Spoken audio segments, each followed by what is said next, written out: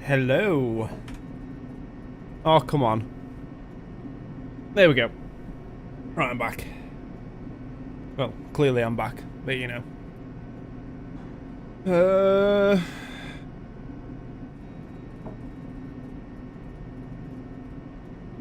Actually, just one sec. I've got something I need to quickly respond to. Blip, blip, blip, blip, blip. Blip.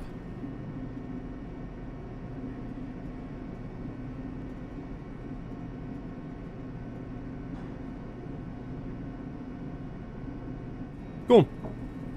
Right. The quiet ride up from the up to the 7th floor where the BRC Luxborn main office is. Seb has also been kind enough to switch the guest elevator's power on, just as I'm about to head for the fire exit stairs. This is a welcome relief. I'm an active guy, but stairs, I don't really want to tire out too quickly, in case things get ugly. There probably won't be any trouble with the building this quiet, but you never know. I swear the whole place definitely feels eerie at this time of night. But until I've confirmed anything, those are just stories. Worse things can happen. No need to scare myself. Staying calm means fewer mistakes. I sure am fucking gutsy, especially with what I'm doing. I'm breaking a lot of laws here. I'm also putting Isabella into a lot of risks. First thing that can come out of this is that Isabella's right all along. Worst case scenario, 1, somebody who finds out Isabella's involvement to this and a boss fires her. 2, I find evidence that would implicate BRC or Lucrite in a crime, and my meddling, if I'm not too careful, makes it inadmissible in court. Though, I'll be honest, I strongly prefer losing my job or facing right over some spirit or ghost or whatever it is. I could always work around the problems with the former. Isabella could also find a better job. BRC never did really pay her properly, despite her efforts. But fighting off a phantom? How does one even do that? Do guns even work with them? Yeah, not going to happen. Tonight, I'm here to fix things. If I do it without leaving a trail, all the better. Good thing that's what I'm good at. Ding! What I'll probably never be good at is finding the proper words when a sitch calls for it. But seeing Isabella's small form beyond the doors, how she pushes through despite carrying an entirely different burden this time, how she's pretending as if everything's normal, it's difficult not to try. People who have never looked beyond her smiles will never know, will never understand. Hell, even Rebecca's probably not even aware of this yet. I get it. We all have problems at hand. I've done the same thing plenty of times to protect myself after all. And it's all in her eyes when she glances up from at the few light raps I give on the door. She wastes no time in leaving the mess of papers on the table and opening it for me. Though even her confusion as she takes in my presence barely hides it. Seb, let you in? The rough edge in her voice rings a whole different tune now that I'm aware why. But knowing is different from hearing it straight from her. I can't simply bring this up, can I? Not a topic suited for a casual conversation, and I doubt she'll want to talk to me about it. As much as I want to help, there's a distance between us that I'll never be able to cross. One that wouldn't even be there if it wasn't for me. Perhaps if I'd been more honest in my years and less of a coward, I might have been able to. Figures I couldn't even do that for the one person I keep telling myself that I care deeply about. What can I say? I'm a very charming person. To a rock, maybe? This is the closest we can ever get to it, I suppose. The light banter, the fleeting glances, or sometimes the long bouts of silence. And it's enough. For me, it is. Because even without words, there's comfort. With her, it's easy. Must be a pretty cool rock then.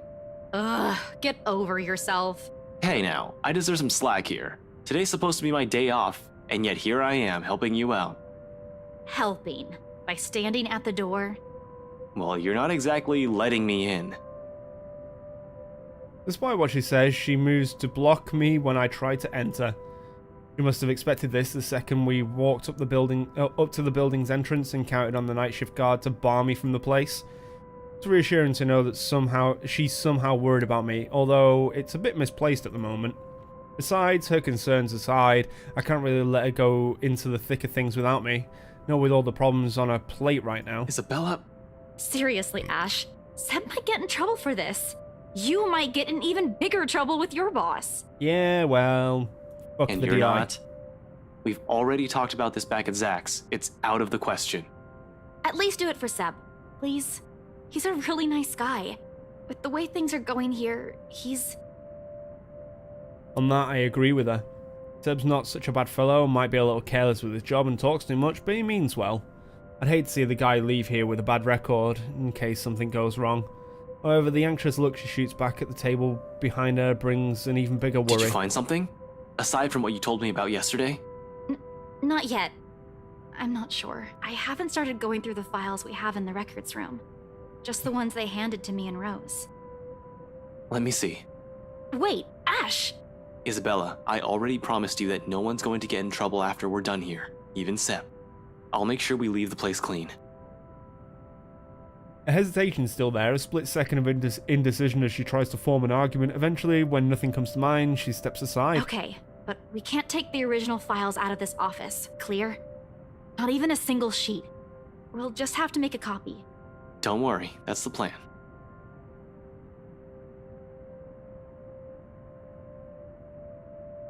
It appears to reassure her. A nod, then shortly she gestures for me to follow. Passing the sea of cubicles, I can't help but take in everything in their office, a force of habit for the most part. As far as I know, BRC Luxborn used to own this whole building. Offices in several floors once upon a time when real estate is still a lucrative business for the company in this side of the country. Then competition showed up suddenly. Everything's not so good anymore. It only got worse as the years went by, also according to the rumours. Now the branch is just this floor, despite what the huge sign in the building's facade says, and frankly, it's not too hard to believe when one looks at the state of this room right now. A number of desks have been cleared out.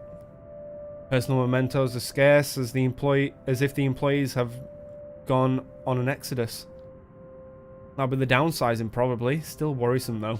Of course, I shake away all of this when Isabella starts handing me the papers she's been looking through. Focus, Frey. There's no point in whining or dwelling on it any longer on it. That's why we're here in the first place.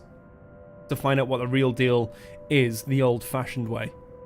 Isabella's presence is a whole other blessing too. I couldn't imagine how long this would take if I pushed going in here alone. Is this everything? Where are the documents you mentioned?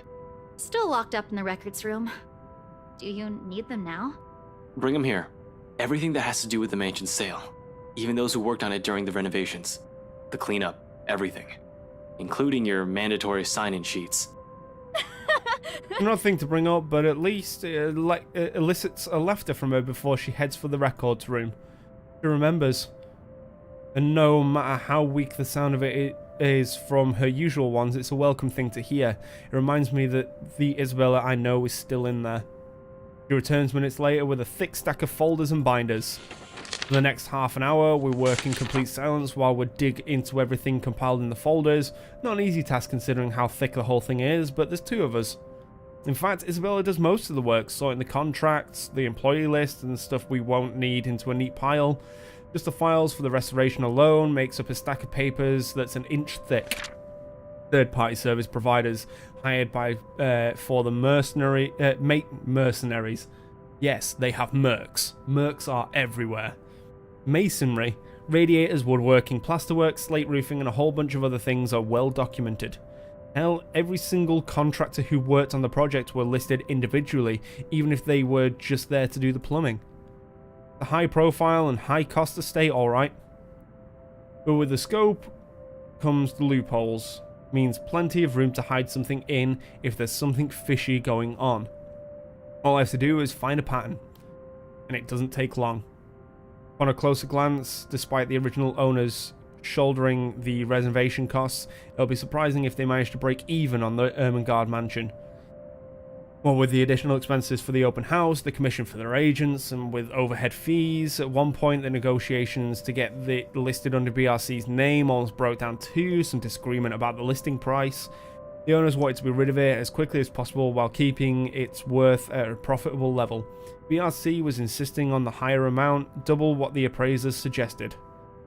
This, plus the rumour of the branch is closing, BRC Luxborn is really in the red, and the sale of the mansion could easily have been a desperate move to keep the branch afloat. No wonder the final sale happened as fast as it did. Did you know about this? No, they took it off our hands after I submitted the final documents for the sale. I didn't even know until I read this. I'm not sure if Rose did. I've only been given the key to the records room after she... Anyway, my point is, they've kept all the files from me. Rose was the one who compiled everything from our side. And even then, she was probably not aware of this. There's only so much they let us know. After that, they just told us to wait for our commission, and that the legal team would handle the rest. The rumors are true, huh? Seems so. Sheesh, this place is just unlucky, going bankrupt while the rest of this crap is happening. But this isn't what we're looking into. What we need is the who, the people aside from Isabella and Cooper involved in the business with the mansion, and how they are now. We can't do much with the outside contractors, they won't be on file, the employee list on the other hand. Even with the two people working through the pile, the whole task takes quite a while. It's a quarter of an hour later when we put down the papers with a sigh and move on to the clients upon Isabella's insistence. For that, the sign-in form from the open house comes in handy. Something that gives me a laugh as I spy the fake name I wrote on one of the sheets. Ashley. Why'd I even pick this name? It sounds so lame. What name? Nothing important. Just focus on those papers you have. We need to finish this soon, before Seb suspects anything. She snatches the paper away before the thought of hiding it occurs to me. Not that there's much secret in it, Isabella found me in the afternoon anyway, but still... Ashley? I've been careless that day, tailing Luke right without confirming where they were headed off to. While the butler's terribly efficient at keeping the rights engagements from the public eye, there are other ways. If only I've given it the time of my day. In retrospect, I'd been too eager, too impatient to find something that'll crack the case and be done with this. Maybe my failure goes as far back as the day of the open house, not during the party last night. Yeah, well, I was pressed for time. Seriously? Ashley? Were you even trying? Oh, come on. You didn't even notice I was the one who wrote it down. Of course I wouldn't. Only an idiot would use his real name. It worked, though. Admit it. It's genius. Who would have thought, huh? She responds with a roll of her eyes and drops the matter entirely before shoveling the papers back into my hand. We'll lapse back into our respective tasks afterwards, wordlessly skimming through everything. Read, set aside, get another one. Looking back at the sign-in sheet, I spot Luke Wright and Hannah Wright's listed up top. Not that I don't know about them already, of course, but scanning through the list, a name immediately comes to my attention. Madeline Williams. Something wrong? Huh? No, just that I remember this girl listed here. He frowns, moves a seat closer to, and takes a careful read at the sheet. A long moment before she speaks up again, but from the way she tenses, she appears to be expecting the worst already. What about her? She was with me, in the group following Cooper, when we toured the upstairs part of the mansion, I mean. Rather loud one, especially when we took a peek into the attic. Kept talking about the ghost stories the whole tour. Then, do you? Do you think she's... She was reported missing 3 days after. There was a ruckus at the precinct the day her family filed it. Threats were naturally given at the lack of progress days later, desperate ones. Her family's willing to shell out all the cash they have just to find her, to no avail, unfortunately. Officer Benjamin has been in a bad mood ever since he spoke with them. What can he do? What can we do? He's tied. We're all tied. There's only so much we're able to do, with everything that has been shoveled into our hands lately. She still hasn't been found. It's already been a week. Isabella makes no further comment aside from a nod. Instead, she sits back on a chair with a distant look in her eyes, her hands balling into her fists as she struggles with her frustration? Or maybe it's anger. But the moment doesn't last too long. Soon, her grip loosens and she folds her hands back on her lap. Her expression, however, one I've seen too many times in the mirror.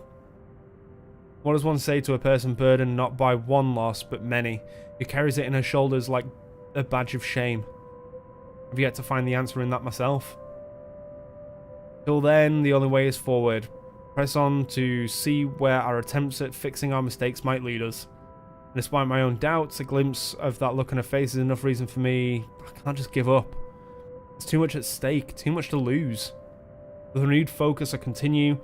On the third and last sheet, I spot another one. Beatrice Wilde. One I recall from the newspaper's obituaries. Died of a heart attack. A letter of correspondence expressing condolences to the family confirms as much in the file. Passed away at the age of 74 in her sleep. She's at that age. It certainly could have been a natural death. Right? I'd like to believe so. 3 more letters turn up when I rummage through the stack, and it leaves nothing more than a foreboding feeling in me. They're all addressed to families of clients who passed away in the past week. Regardless, these go into the pile of things worth looking into after our visit here, along with William's info sheet. So, none of these people have seen the letter, and they're still dying, or going missing, or this, that, and the other. It's very strange. It seems that more and more as the game goes on, that the letter literally has nothing to do with it. There are just so many names, so many faces, each one I've seen that day, and here I am wondering if they're all alright.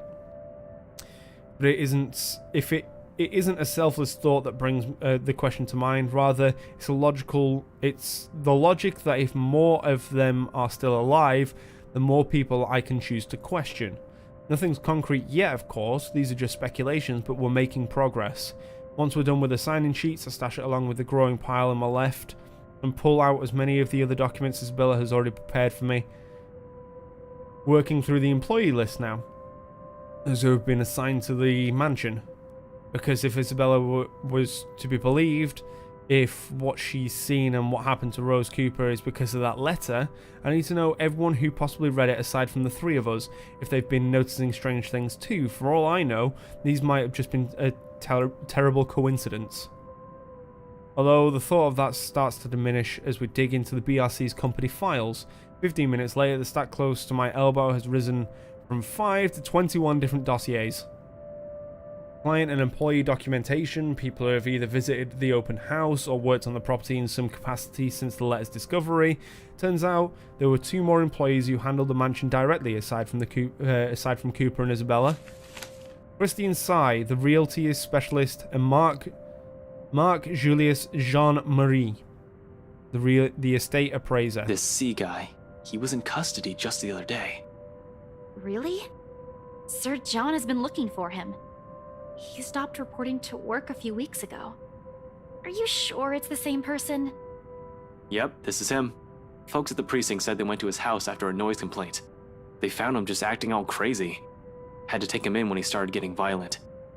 He kept screaming about a woman. Immediately she stiffens. I don't want to bring it up or imply a connection to Isabella's story, but that's exactly what happened. It was driving the guards mad, but he didn't last too long in there. A few hours in, and he just started bashing his own head against the wall, and, well, it was messy, to say the least. Oh no, we had no idea. Is he okay? HR just marked him as AWOL because none of their calls would get through. He's in the hospital right now. I heard they're putting him into a psychiatric ward as soon as he recovers. He's still a bit unstable.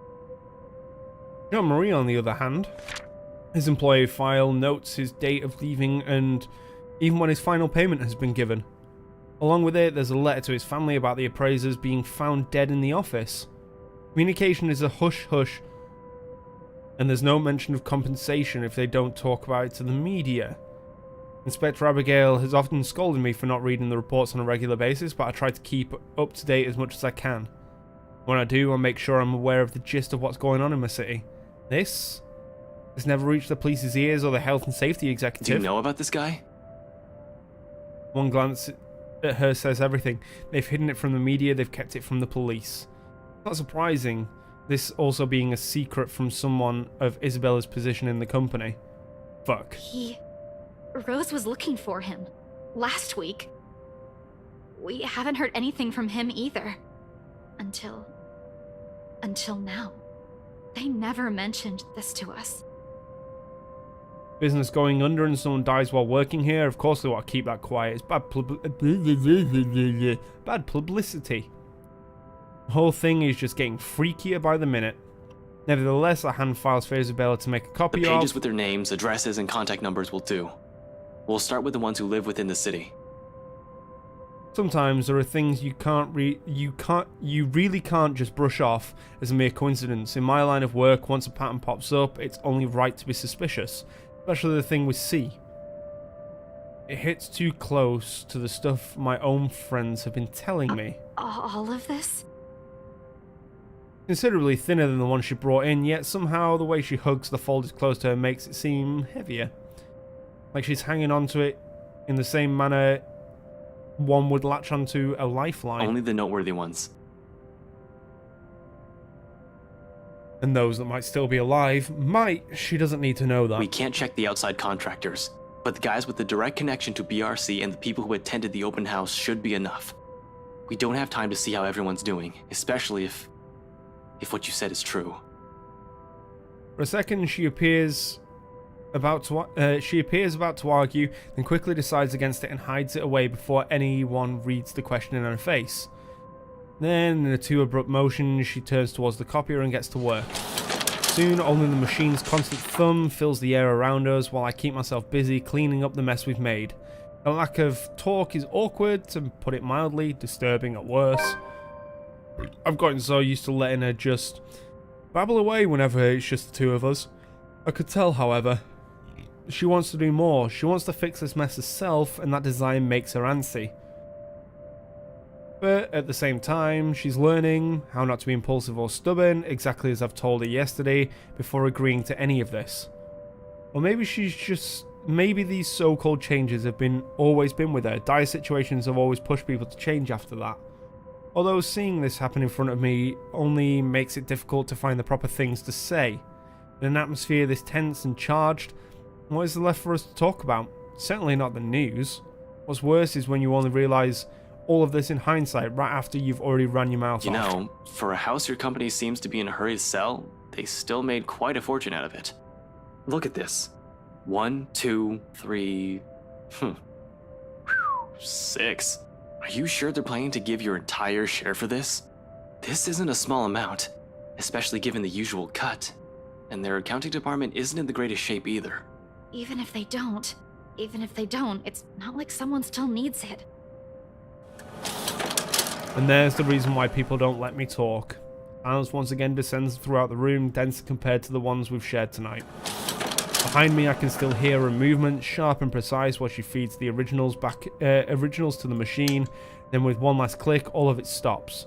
Her feet shuffles lightly against the floor. When she moves away, something creaks softly, probably the table, as she settles her weight against its side. By this time, an apology is already at the tip of my tongue, but... Belle, Papa's gone, Ash. Within those scant few seconds, everything between us shifts as the gravity of her words sinks. Right then and there, something harsh and immovable rises between us. Death is something I'm familiar with, almost 10 years in the police force, and it's impossible not to be acquainted with it. This is different from those dead bodies we examined in forensics, a far cry from the victims we found on bad investigations. Those I could easily distance myself from, no emotional attachments, no need for pretenses. Yet somehow I still find myself grasping for things to tell her, any words of comfort that'll dull the pain. Because even without looking at her, her grief feels palpable enough, her pain, an immutable weight hanging over us. So gently I offer...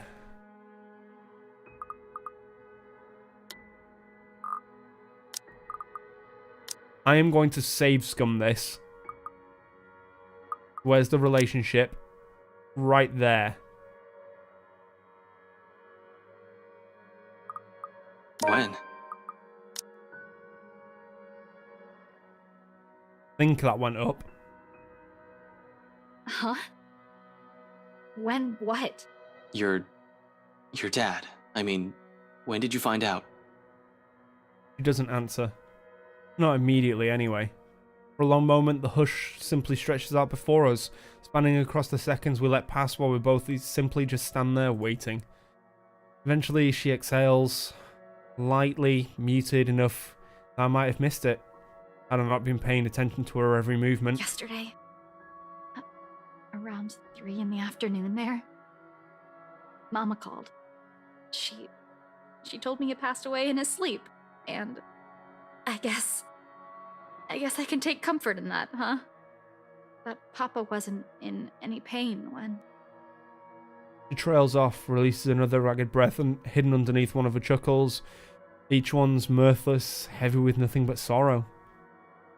Then she falters into silence, and for all my attempts at lightening her burden, I'm suddenly at a loss.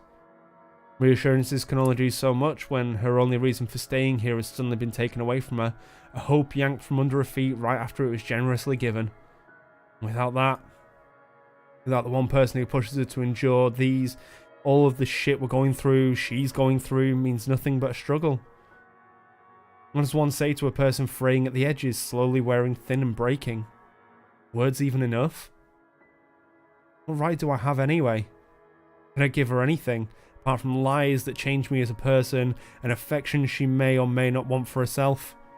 Because no matter how easy she has wormed herself into our lives, how immutable her presence has become, her own heart will always yearn for something else. For home. Tell me about him. Huh? About what? Your dad. Tell me about him. Anything. Just talk. Say anything you want. Doesn't matter what it is. I'll listen. Silence again, as if she's testing the weight of my question, for what purpose it is, for a reason even I can't say now. After a while, though, she starts, reluctantly, her voice hitching, faltering and stumbling on each syllable as she chooses her words. A rough start, but it soon steadies.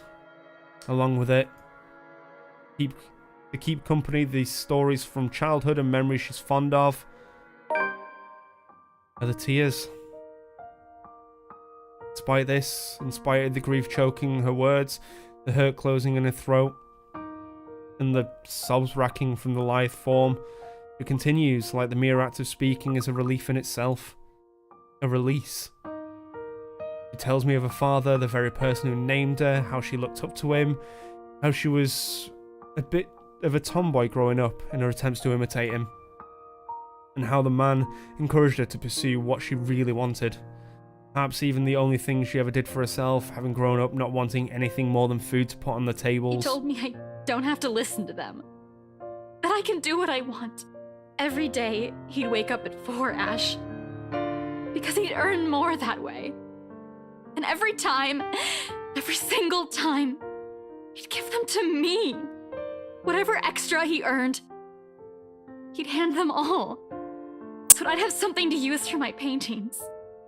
And you know what? Back home, just a good tube of paint costs almost as much as what we spent for food the whole day. But he'd always set something aside. Told me he wanted to see my paintings in a museum one day. She pours all of it out. Every little thing she loved and admired about him. Like this, it's easy to see why she's gone to such great lengths for him, why she abandoned her dreams, why she went against his wishes, just to grant him another chance at life. Others will say it's a warmth that draws people to her, or a cheer. Neither are wrong, but neither is the whole truth to her either. Because those who have never bothered to look beyond the surface will never see her. See someone earnest, someone who has always meant well, despite her underlying stubbornness. This is how she loves. Warm, steadfast, unflinching. You never meet people like her, not in my line of work, not the kind of people I've had to deal with. Always with something to hide, always with something to lie about. Eventually, when you run across too many of them, you change, you become like them. In many ways, for a lot of reasons, she's the kind of person I want to be and be around. She made me feel I'm still worth something. He didn't want me to leave. Said, begged. I could finish my studies first. In the end, I couldn't even grant him that one request. I'm a terrible daughter, aren't I? You're not. Huh? You're not. I can't speak for your dad. I haven't even met the man. But I know you're not. I'm not entirely sure where I'm going with this. The remark just came out. Now I'm stringing all of these together as I go. One thing is certain, none of what I'm about to say is a lie. The Isabella I know is a total klutz, but I've never seen anyone work as hard as she does. She's the type who wears her heart on her sleeve. Though it's not necessarily a bad thing. It's always in the right place. She's intimidated by a lot of stuff, but she knows how to appreciate the smallest things in life. Frankly, you've caused us no small amount of trouble since you barged into our lives. But when I'm with you, all of my worries seem trivial. Heat has already crept up on my face when the turn this whole thing is about to take registers. Before I blurt out the rest of it, I declare feelings I'm not even ready to reveal to anyone, much less to her. My hand comes up to smother the rest of it. Embarrassment quickly takes the reins before I can completely clamp my mouth shut. And I'm pretty sure Zach and Becca think the same way. You have a nasty way of growing on people like that, and you know what? We got everything we needed in here. I'll just wipe the security recordings and we're good to go. While I'm at it, you better wipe the snot off your face. And you don't look very nice when you're balding like that. Ashton, you were so close. You were so close.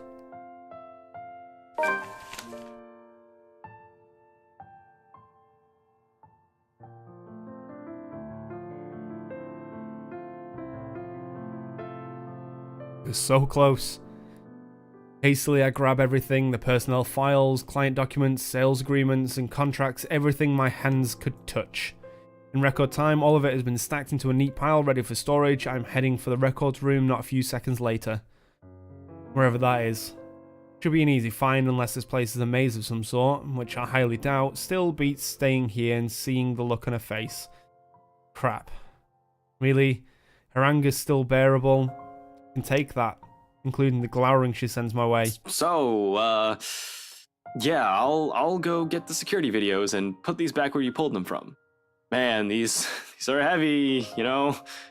Ash, it's just paper. You don't even know where I... Oh, no, I can handle this. Easy as pie. And, yeah, security cams, tapes, videos, cams. Yeah, I'm off. A rejection at this point? Maybe. Maybe not yet.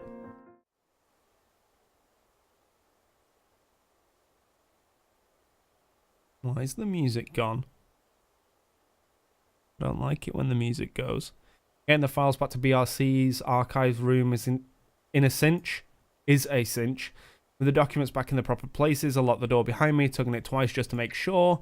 Now on to the next order of business. Removing the evidence of our little excursion here, or at the very least the parts showing what we've been doing during the past hour. Can't have our faces plastered on security footage, showing us breaking the law as it were.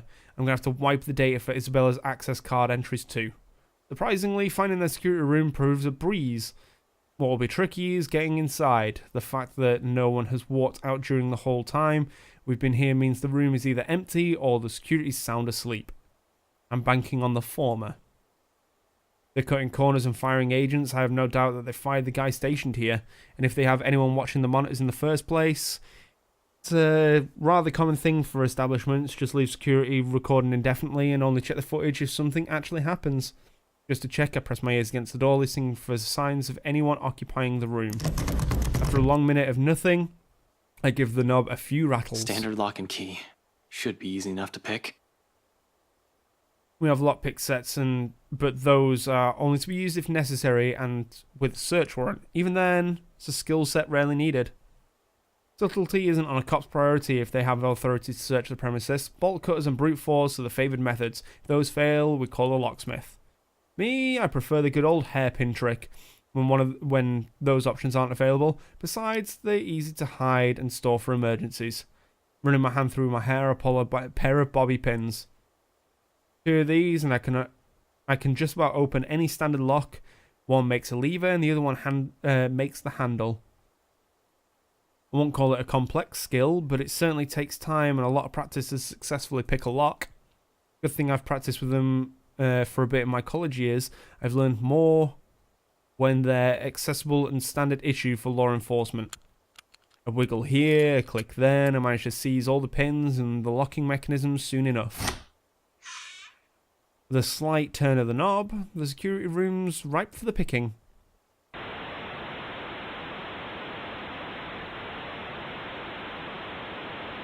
What's that?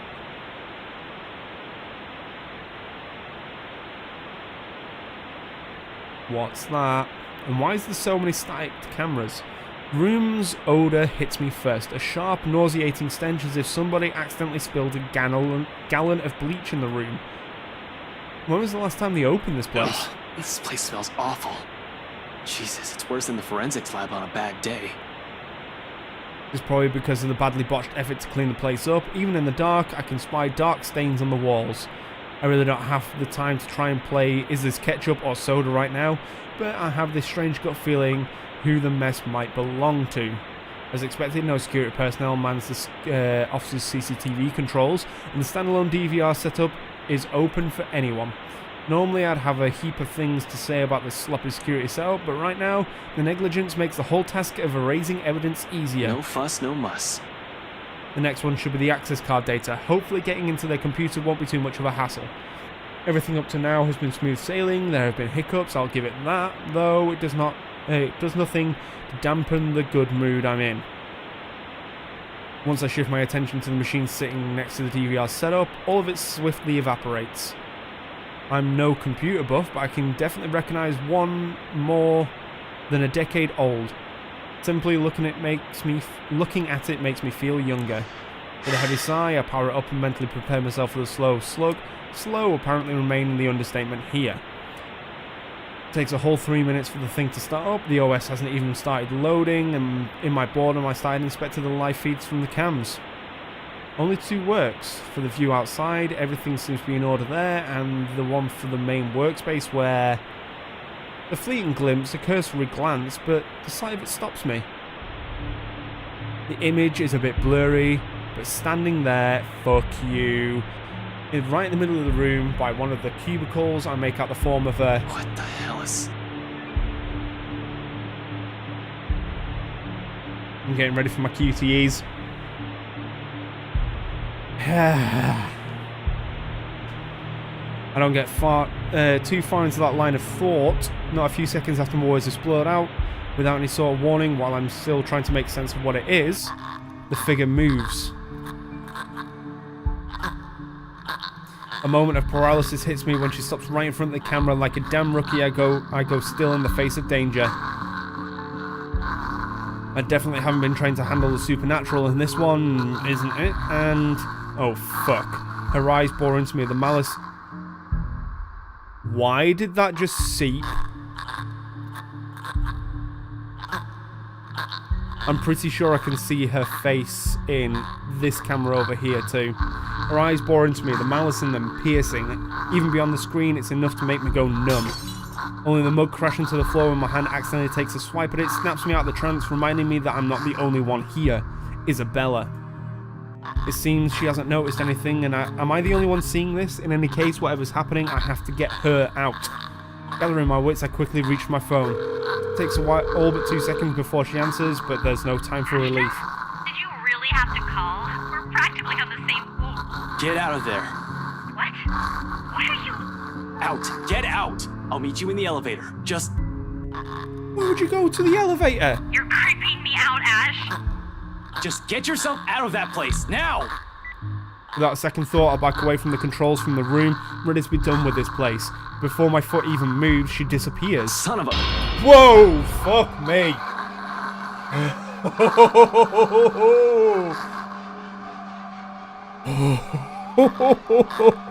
Instinct instantly takes over and my hand quickly reaches for the gun at my side, only to meet empty air. A mistake that cost me a few precious seconds while the paperwork I brought with me threatens to scatter everywhere at the same time. Gathering everything on myself once more, with no weapon to protect myself, my sense of self-preservation kicks in, and when I lunge towards the door. Whoa! I sprint across the dark office without daring to look back. Isabella's already waiting in front of the elevators by the time I make it out their office. Worry creases in her eyebrow upon glancing at me, but I don't have time to answer the question in her eyes. As soon as I reach her, I grab her arm, practically throw the two of us in the open elevator, and slam the button for the ground floor. Why? Why would you go in a lift? No. No. Why are you in a lift? A sigh of relief escapes me when the elevator starts its descent. Jesus Christ, I did not expect that. The clicking noise fades off into the distance. Beside me, Isabella shifts, moving the stack of papers under her arm while she takes my appearance. Concern in her eyes, though all I offer is a small gesture of my hands while I attempt to compose myself. Breathe. In. Why out. are we in such a hurry? We need to get out of this place. Did you get everything? Yeah, it's all here. But really, you don't look too good. What's wrong, Ash? I'll be fine. I was in the security room. From the monitors, there was a fucking... The rest of what I'm about to say dies on my tongue when the elevator stops and the doors open too. There's a moment's pause while we're both taking our surroundings. Confusion's understandably there. Oh, come on! They should just replace this whole thing. No, I'm quite sure I pressed for the ground floor. Right? It's just as Isabella said, the elevator always did have problems when I visited in the past. Often she becomes so angry whenever we try to get to her floor, and she'll have to repeatedly smash the button for the elevator to even move. That was always good for a laugh. I wasn't too worried then. Now, from the distance beyond the light's reach, the noise echoes in my ears, along with the rapid pounding in my chest. Isabella stiffens and her eyes grow wide at the sound. Gingerly, she reaches up to grab the hem of my sleeve and grips on it, hard, tight enough for it, even for her fingernails to dig through. Her eyes search wildly for the source of the sound while I stand protectively in front of her. Ash, did you hear that? Anyone there? Yeah, just shout, is anyone there? Clearly someone's fucking there. It's a ghoul about to rip your goddamn face off. I can hear you moving from here. Show yourself. No response. No response, only the soft sound of something scurrying around the floor and the walls in slow, deliberate movements, faint though still audible enough in this hush. Until it stops. A moment. We need to go, Ash. We have to. And then... This time, I'm certain it isn't my imagination. Against my training, my whole body freezes. My hands still mid-press on the button, eyes growing wide, while waiting for any source of movement from further back and ears strained for the source of the sound. I can't even offer Isabella any reassurances, much as I hate to admit dread has seeped into every nerve in my body. And the blasted elevator still won't work. This isn't in my fucking training manual! Ash, we need to leave. Where the fuck is I know she? Another series of shuffling against the ground and laughter. Oh fuck, there she is. And all of a sudden she's just there. Like a twisted spider, she stares at us. A look of hunger in her eyes and venom in the twisted manner she smiles. A glee she has well earned. Where the damn flies that have dropped right into the spider's web. Damn it! Damn it! Without warning, she moves, mocking me with each unhurried crawl she takes, knowing I am at her mercy. Fucking hell! Ashton, the door! Our lives in the hands of a crummy elevator, literally hanging between life and death. We're not going to die here. Not in a damn elevator. 1, 2, 7, 3, 8. 4, 6, 9, 2, 8. 9, 5, 8. Oh, fuck. No! No! 7, 5, 3, 9, 8. Nope. I'm done.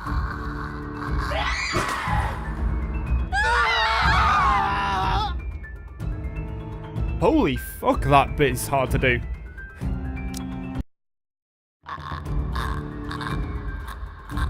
Six, 9, 2, 3, 8. 7, 2, 4, 9, 3. 8, 2, 4, 7, 6. What the fuck? 2, 3, 5. No, fuck. 6, 4. I'm done.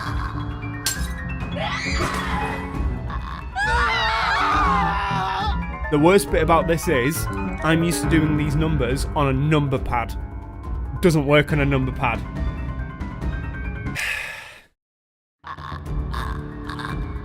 7, 3, 8, 1, 9, 9, 8, 4, 6, 1, 8, 5, 9, 2, 3, 1, 7, 8, 6, 5. Oh, Jesus Christ, as if a divine power has heard me swearing up a storm in my head, the doors close just as that thing looms near. Soon, the elevator, the blasted thing, is headed up. Isabella's knees buckle in relief. In 2 ticks, she's hugging herself without any care for the mess of papers and the folders she dropped on the floor in her panic. She draws in one ragged breath after another, each one brimming with nothing but relief. And this is the most I've been tired my whole damn life. Not during training, when my superior first asked me to drop 100, not after a stakeout, but after smashing a fucking elevator button repeatedly. I slump to the ground beside her, worn out, but I don't let myself feel relief again, not until we're out of here. Isabella seems to be of the same mind as she looks to me. Still, I find myself sharing a shaky laugh with her. We're okay. We're fine. Yeah, we're good. Alive.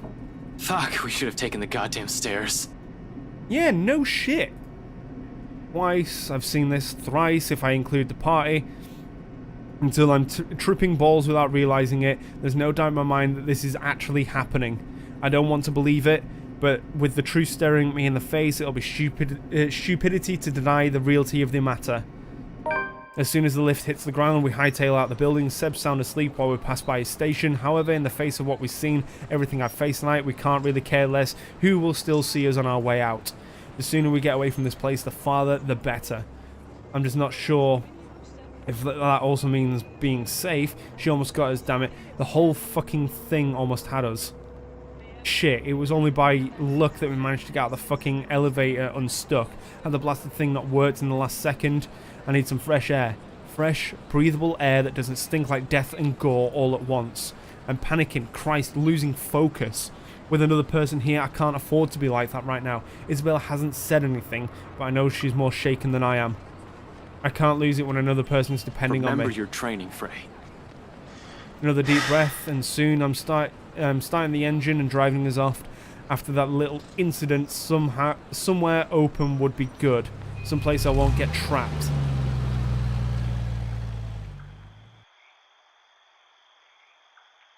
I must say, and this isn't meant to be like a jab or kind of shitting on the game.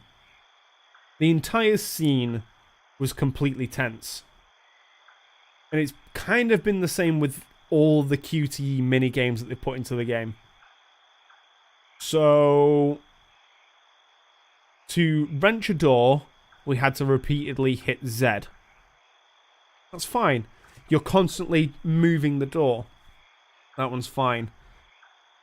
The one with Isabella when she was underneath the thing, where you have to stop the pointer directly within the bar, there was latency within the thing, and I inevitably failed it a couple of times.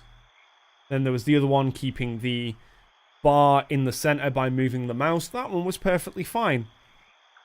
This one, you're repeatedly smashing one button. Why the fuck do I have to input numbers? I could understand, like, the first time round, the stress of the situation got to me. I was like, oh fuck, I'm stumbling over the numbers. I can't quite figure out what numbers are where. Mainly because I'm not used to using the top row of numbers. It's my excuse, I'm going to stick to it.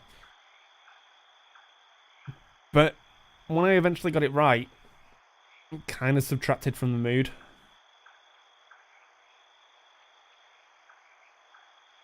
I think that's probably the only time, other than the incident under Isabella's desk, where they should have just put another one of like smash 1, smash P, smash any button, but repeatedly smash it. It would feel like you're in the moment actually hitting the button, and the tensions kind of built upon how quick you can press a button, not, oh fuck, I need to be mechanically sound with my keyboard. It's only one thing. It's literally been pretty much the only small criticism or little nitpick of the game so far is literally some of the QTEs are a little... Like, even the one with Isabella, you had to stop the thing within the bar, would have been perfectly fine if there was no latency. But I was having to hit the space bar when I was... So say this is the pointer, and then you've got a small bar. The pointer constantly moves. This is the edge of the block, and the block is only that wide. Yeah? I had to hit space when it was here for it to stop here. It was a little... Like I said, I'm not shitting on the game. It's just sometimes QTEs, especially ones with a little issue within them, can sometimes ruin the mood. It's generally why I don't like QTEs in high tense moments, unless it's like a single button press. But even then, there's been some QTEs in the past. I'm looking at Resident Evil, for instance, where it's like, oh, you've got to press A and Y on an Xbox controller. They're literally X triangle, if you know PlayStation terms. How the fuck are you meant to do that in that?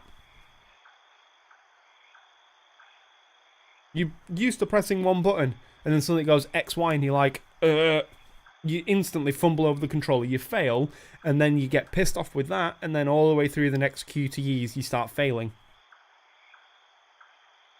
Anyway, let's not dwell on that. Hi, Lewis. How you doing? Luxbourne Park brings a welcome relief, though only by some. The chill that has seeped into my bones is still there, furling and unfurling beneath my skin. If I don't move, if I don't busy myself with anything, soon my brain will go haywire. It's the last thing I want to happen when there are plenty of things to do. But this already answers all of it, doesn't it? Those deaths. Just how many copies of the letter are out there? That's one thing what I've always been wondering as well. Is it the same letter? Or, like...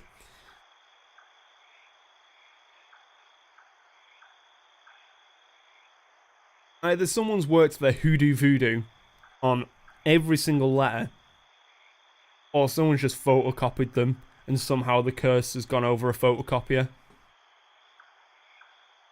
Isabella can't have the only one if other people are also getting cursed. Could it be that the one she has shown us is just one of 5? Maybe even more. That hold past this to 5 people business is ridiculous, but at what point? That is a good point. Maybe you have to collect all 5 pieces. It's like making the Exodia in Yu-Gi-Oh!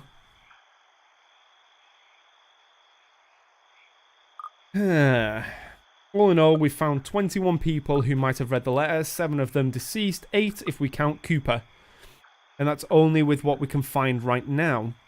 We have no idea how the contractors and specialists hired from outside of the company are doing, and if we are in any way affected. How many people more are suffering? How many are missing? How many are dead? Can I even still blame the Wrights for this? If anything, they might be in danger as well. Still, Luke doesn't look as if he's in danger. That one scene didn't look like it was malicious intent. It looked like it was a lover's embrace. I don't think I can wish this curse upon anyone, no matter how much of a how big of a douchebag Luke Wright is. There's also that woman. How do we get her out of this mess? How do we get away from her? Shit, still so many things to look into, yet all my body wants to do is pace, burn out whatever excess energy is in me. Ashton, I'm getting dizzy. Will you sit down? The first time Isabella has said anything, she's been sitting quietly since we dropped here. Better and less distracting than watching her nervous habits, I suppose. She certainly seems calm now. Too calm, in fact, for someone who's just seen something terrible. But it's been more than a week for her already. People do get desensitized to things at some point. Even someone like Isabella, who knows what's going on inside her head, though. Inside mine, there are too many, and none of them would still sit. I'm not going crazy, am I? I saw that. I'm pretty sure I saw that. I didn't inhale anything weird. Just shit. Shit. Oh, Ashton. Isabella, please tell me that wasn't... What I'm not expecting when I turn to her is mirth, one that she could barely contain. You're laughing. You're laughing. Why are you laughing?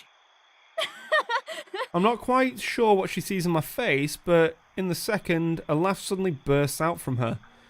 Do we not get voice line? I'm so sorry, it's just that. You should have seen your look on your face back there. Yeah, right, sure, I'm not the only one who panicked and you almost ripped off my arm. Yeah, but...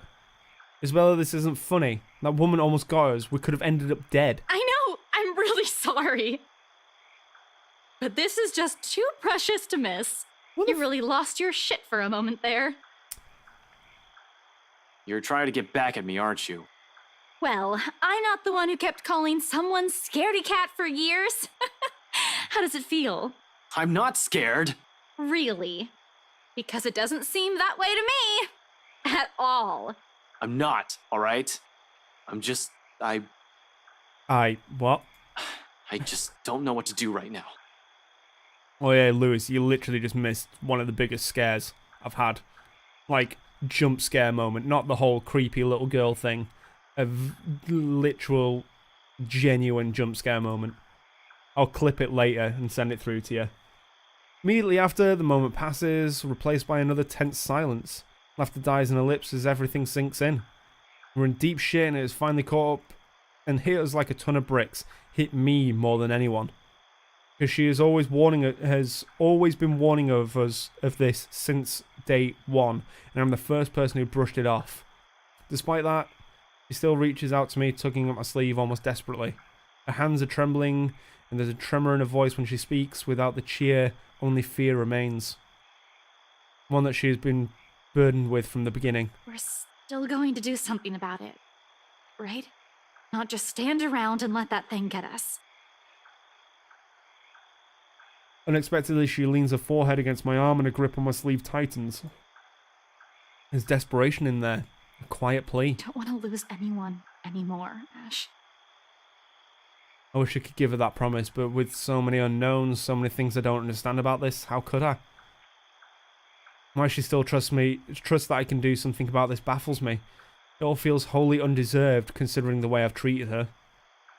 Yet, despite my reluctance, I find myself returning her holding kind. A grasp, warm and light enough for comfort. Not a promise, but the closest thing to it.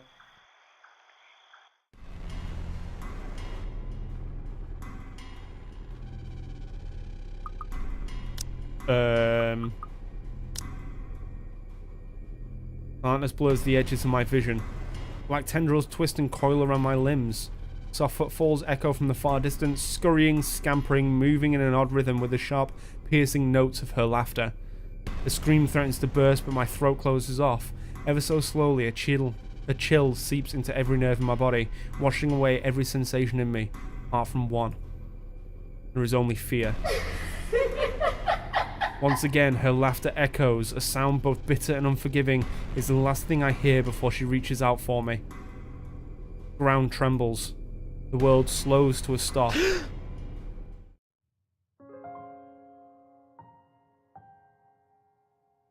What? Morning breaks in a blurry mess of vivid shapes and colours. Oddly, there's no feeling of terror or confusion gripping me, despite the vague images that have driven me from my sleep. Awareness kicks in shortly, though short and slow and sluggish. Slow and sluggish. Holy fucking Christ. As I blink away the last remnants of unconsciousness from my eyes. The early morning light already streams from the open windows when the memory sets in.